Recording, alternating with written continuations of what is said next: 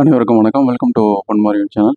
இந்த வாரம் ரிலீஸ் ஆகி இப்போ பாசிட்டிவ் ரிவ்யூஸ்னால தேட்டருக்குலாம் இன்க்ரீஸ் ஆகிருக்கு. வேர்ட் ஆஃப் மவுத் நல்லா இருக்குன்னு சொல்லி ஒரு பாசிட்டிவான விஷயங்கள்லாம் பட்டுட்டு வர படம் தான் பிடி சார். இந்த படத்தை பார்த்துட்டேன். இந்த படத்தில் வந்து இப்போ பாதி தான் நடித்து மியூசிக் பண்ணியிருக்காரு. ஐஸ்வரி கே கணேஷ் அவர்கள் தான் இந்த படத்தை ப்ரொடியூஸ் பண்ணியிருக்காங்க. டைரக்ஷன் வந்து பிளாக் ஷிப்பில் இருந்து வந்த ஏற்கனவே நெஞ்சம் உண்டு நேர்மை உண்டுன்னு சொல்லி அந்த படத்தை இயக்குன கார்த்திக் வேணுகோபால் தான் இயக்கியிருக்காரு. இந்த படம் ஒரு சமூக கருத்துக்கள்லாம் சொல்கிறது, ப்ரீச்சிங் மூட் இல்லாமல் சிறப்பாக சொல்லியிருக்க படம். என்கேஜிங்காக போகுது. இதை பற்றி என்ன சுவாரஸ்யமான தகவல்லாம் இந்த ரிவ்யூவில் பார்க்கலாம். அதனால் இந்த ரிவ்யூ ஸ்கிப் பண்ணாமல் பாருங்கன்னு கேட்டுக்கலாம். அதுக்கு முன்னாடி இந்த தளத்தில் வந்து புது படங்கள் ரிவ்யூலாம் பண்ணிட்டு வரோம். அந்த படம் தேட்டருக்குள்ள வரும்போது தேட்டருக்கு அப்புறம் ஓடிடியில் எப்படி இருக்கும்னு தெரிஞ்சுக்கிறதுக்கும், அது குழந்தைகள் பார்க்கக்கூடிய படமா இல்லையான்னு ஒரு கால் எடுக்கிறது யூஸ்ஃபுல்லாக இருக்கும். அதனால் நம்ம சேனலை சப்ஸ்கிரைப் பண்ணிங்கன்னு கேட்டுக்கிறேன். அது இல்லாமல் இந்த வருஷம் முடிச்சு தான் ஃப்ரெண்ட்ஸ் ரிலேஷனில் இருக்கும் ஷேர் பண்ணுங்க கேட்டுக்கிறேன். இந்த ஒரு இன்னைக்கு வந்த தகவல் படி ஜூன் 6 தான் ஸ்கூல்லாம் திறக்குது. அதுக்கு முன்னாடி இந்த ஒரு கோடை கொண்டாட்டமாக செலிப்ரேஷனு பசங்களை கூப்பிட்டு குடும்பத்தோடு பார்க்கக்கூடிய படமாக வெளிவந்திருக்க படம் தான் பிடி சார். ஓரளவு நல்ல காமெடியாக மைல்டாக கொண்டு போய் சமூக கருத்துக்கள்லாம் கொண்டு உள்ள படம். ஸோ பெண் குழந்தைகள் பெண்கள் ஜென்ரல் ஆடியன்ஸ் எல்லோரும் பார்க்கக்கூடிய படம் தான். ஸோ என்ன லெவலில் இது ஒன் டைம் வாட்சபிள் தான். இதை இப்போ முன்னாடி சொல்லிடுறேன். இனி படத்தோட review plus minus feedback conclusion எல்லாத்தையும் பார்க்கலாம். வாங்க இனி ரிவ்யூக்குள்ளே பார்க்கலாம்.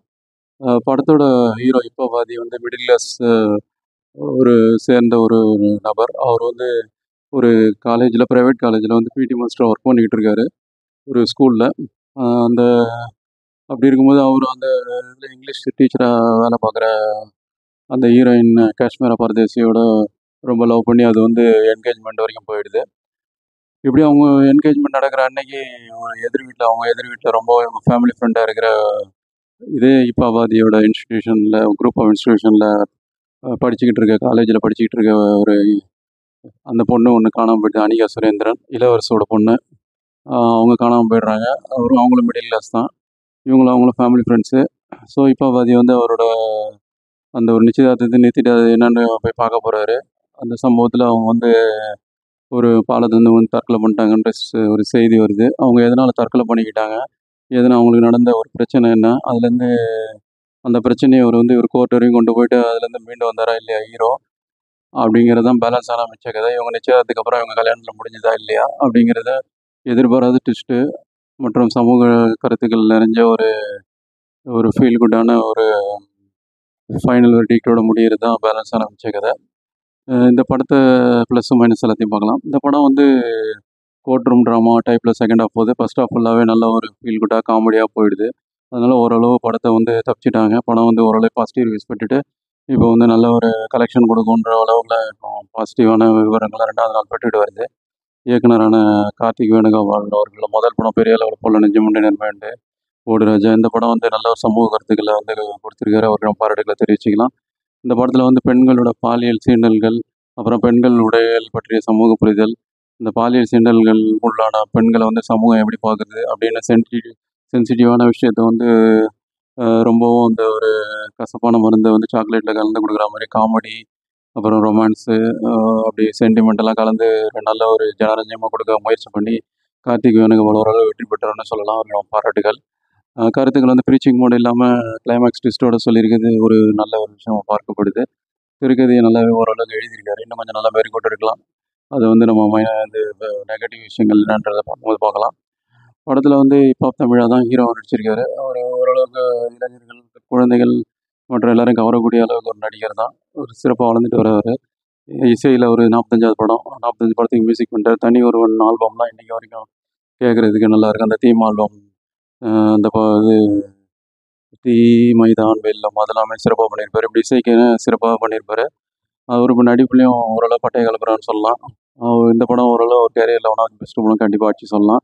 அந்தளவு கேரக்டர் உள்வாங்கி கொஞ்சம் மெச்சூரான கேரக்டர் இதில் பிடி சார்ன்ற மாதிரி ஒரு நல்ல ஒரு சமூகத்தில் அந்தஸ்தான கேரக்டரில் வராரு, ஆசிரியர் கேரக்டரில்.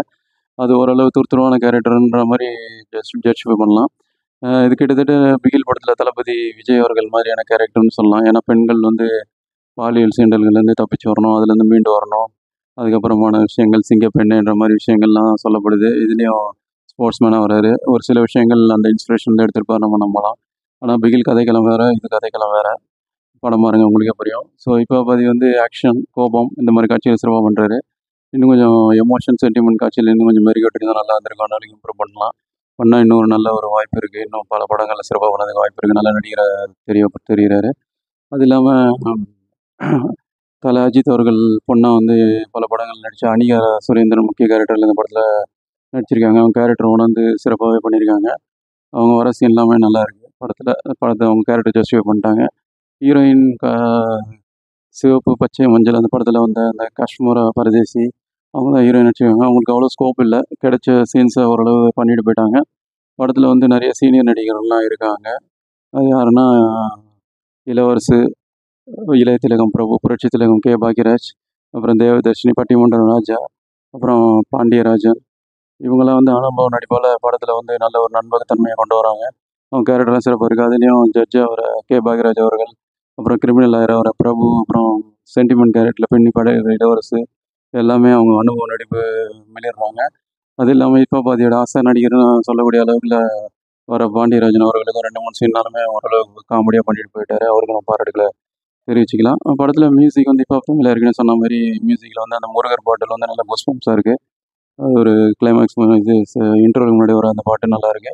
பிஜிஎம் நல்லா இருக்கு. பாடல் இன்னும் கொஞ்சம் நல்லா பண்ணியிருக்கலாம் அப்படின்னு சொல்லக்கூடிய அளவில் இருக்கு. 45வது படம். அவர் இன்னும் அது நல்லா இம்ப்ரூவ் பண்ணுவார். அடுத்த படங்களில் சிறப்பான இன்னும் பல பாடல்களை தனி ஒரு மாதிரி கொடுப்பாரு நம்ம எதிர்பார்க்கலாம். படம் ஆஹா மைனஸே இல்லையானா இருக்கு. அது என்னன்னா நல்ல கதை தான். அதை வந்து ஸ்க்ரீன் பிளேயை கொண்டு வரும்போது இன்றைய காலகட்டத்துக்கு ஏற்ற மாதிரி பல சீன்களில் வடித ஒரு அப்டேட்டடாக வடிவமைச்சிருந்தா நல்லா இருந்திருக்கும்.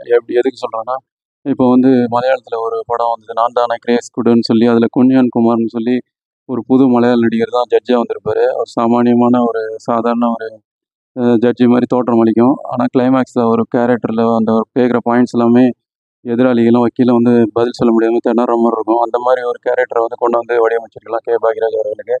இதில் வந்து கே. பாக்யராஜ் கொஞ்சம் லைட்டான வக்கீலாக அந்த மாதிரி கொஞ்சம் கொண்டு போயிட்டாங்க. அது கொஞ்சம் என்ன லெவலில் கொஞ்சம் லாஜிக் மிஸ்டேக்காக பார்க்கப்படுது. அவர் கொஞ்சம் காமெடி பண்ணுற மாதிரி வச்சுட்டாங்க. அது கொஞ்சம் போல்டாக வச்சுருக்கலாம். படம் வந்து சென்சிட்டிவான விஷயங்கள் பேசப்படுது. அது இல்லாமல் 90களில் வந்த பிரியங்கா படம் அதுலேயும் இளைய திலகம் பிரபு அவர்கள் தான் கிட்டத்தட்ட 30 வருஷம் முன்னாடி வந்த படம். அதுலேயும் பிரபு அவர்கள் தான் அந்த லாயராக நடிச்சிருப்பாங்க. அந்த படத்தில் நாசரை வந்து எதிர்த்திருப்ப வக்கீலாக நடித்து பார்த்த உடனே நமக்கு கடுப்பாகிற அளவுக்கு சிறப்பான நடிப்பை கொடுத்துருப்பாரு நாசர் அவர்களுக்கு. அதில் வந்து இப்போ பிரபு அவர்களும் சிறப்பாக அந்த வந்து கேரக்டர் ஜஸ்டிஃபை பண்ணியிருப்பார். அந்த மாதிரி கேரக்டர் பிரபு அவர்களும் கொடுத்துருக்கலான்றது என்னோட அபிப்பிராயம். அந்த மாதிரி சொல்லியிருந்தா ரொம்ப ப்ரீச்சிங்காக போயிருக்குன்னு சொல்லி ஏற்கனவே நினச்சிருக்கு. அவங்க எல்லாமே கேரக்டர் கொஞ்சம் லைட்டாகவே வடிவமைச்சாரோ அப்படின்னு எனக்கு தோணுது. அது இல்லாமல் படத்தில் வந்து கிளைமேக்ஸில் ஒரு ட்விஸ்ட் இருக்குது. ஹீரோயிசம் காமிக்கிறதுக்காக ஹீரோய்க்கு அந்த லிபர்ட்டி எடுத்துக்கிட்டாங்களோ சினிமாட்டிக் லிபர்ட்டின்னு தெரிய வருது. ஏன்னா அதுக்கு முன்னாடி ஒரு 2 சீனுக்கு முன்னாடி தான் தியாகராஜன் அவர்கள் வந்து பேசுகிற காட்சியை வந்து ஹிப்ஹாப் தமிழோட ஃபோன் இன்கமிங் வரும். அதை வந்து இப்போ கிரிமினல் லாயராக இருக்க பக்கத்தில் இருக்க பிரபு கிட்ட போட்டு காமிப்பார். அதை ரெக்கார்ட் பண்ணியிருந்தாலே எவிடன்ஸ் கிடச்சி அந்த கேஸ் அப்பயும் முடிஞ்சிருக்கும். அப்போ வந்து அந்த கிளைமேக்ஸ் ட்விஸ்ட்டுக்கு வழி இருக்கான்னு சொல்லி அதை வந்து அப்படியே விட்டுட்டு அடுத்த இதுக்கு ஜம்ப் பண்ண மாதிரி இருக்குது. அதை கொஞ்சம் கவனிச்சிருக்கலாம். அது இல்லாமல் பணபலம் முக்கிய தியாகராஜன் தான் வில்லனாக வராரு. அவர் வந்து பெரிய கல்வி தந்தை வரார் படத்தில். அவருக்கு இருக்க அதிகார படம் பணபலம் படைபலத்தெல்லாம் வச்சு இந்த கிரிமினல் ஆகிற வர பிரபுவையும் இப்போ பாதியாமல் பல டார்ச்சர் கொடுத்துருக்கலாம். ஆனால் அவர் அதுக்கெல்லாம் முயற்சி பண்ண மாதிரியே தெரியல. எப்போ பார்த்தாலும் டென்ஷன் ஆகிட்டு இருக்க மாதிரி தான் கொண்டு போயிருக்காங்க கதைகளாம். அது கொஞ்சம் சிறப்பாக பண்ணியிருந்தா இன்னும் கொஞ்சம் நல்லா விறுவிறுப்பாக கொண்டு போயிருக்கலாம். இன்னும் கொஞ்சம் ரொமான்ஸ் காட்சி காமெடி காட்சியெல்லாம் இன்க்ரீஸ் பண்ணியிருந்தா இன்னும் படம் ஃபீல் குட்டாக போயிருக்கும். இப்போதைக்கு சமூக கருத்துக்கள்லாம் சொன்னது நல்ல விஷயங்கள். இன்றைக்கி தேவையான விஷயங்கள் இந்த 2000க்கு அப்புறமான காலகட்டங்களில் தேவையான ஒரு நல்ல ஒரு பாலியல் சீண்டல்கள், பெண்கள் எப்படி ஆட்படுத்தப்படுறாங்க, அதுலேருந்து எப்படி தப்பிச்சு வரணும், அதுலேருந்து எப்படி போல்டாக சிங்கப் பண்ணால் வெளியே வரணுன்ற கருத்துக்கள்லாம் சொன்னதுக்காக இந்த படம் கண்டிப்பாக ஒன் டைம் பார்க்கலாம். இயக்குனருக்கு பாராட்டுகள். சமூக கருத்துக்களை வந்து சிறப்பாக சொன்னதுக்கு, ப்ரீச்சிங் பண்ணலாம் சொன்னதுக்கு. ஸோ ஏற்கனவே சொன்ன மாதிரி பாசிட்டிவ் ரிவ்யூஸ்லாம் பட்டு இந்த படம் நல்ல ஒரு கலெக்ஷன்லாம் பெற்றுட்டு வருது. நல்ல படம்னு போற்றப்படுது இப்போது ரிவ்யூஸில். அதனால் இந்த படம் மொத்தத்தில் என்ன அளவில் எப்படி பார்க்கப்படுதுன்னா மஸ்ட் வாட்ச்னு நான் ரெக்கமெண்ட் பண்ணுறேன். குறிப்பாக பெண்கள், குழந்தைகள் கண்டிப்பாக பார்க்கலாம். ஜென்ரல் ஆடியன்ஸை பொறுத்த வரைக்கும் ஒன் டைம் கண்டிப்பாக பார்க்கலாம். எல்லாருமே ஆண்களும் கண்டிப்பாக பார்த்தா நல்ல மெசேஜ் உள்ள படம். அதனால் ப்ரீச்சிங் இல்லாமல் நல்ல ஒரு ஸ்க்ரீன் பிளேயை கொண்டு போயிட்டாங்க. இந்த படத்தை பார்த்துட்டு கருத்துக்களை பின்னாடி தெரியப்படுத்துங்க. வேறு ஒரு 3 விமர்சனம் முன்னாடி சந்திப்போம். அது ஒரு நன்றி, வணக்கம். இந்த விமர்சனம் பிடிச்சிருந்தா ஃப்ரெண்ட்ஸ் ரிலேஷனும் ஷேர் பண்ணுங்கள். நம்ம சேனலுக்கு சப்ஸ்கிரைப் பண்ணுங்கள். வணக்கம்.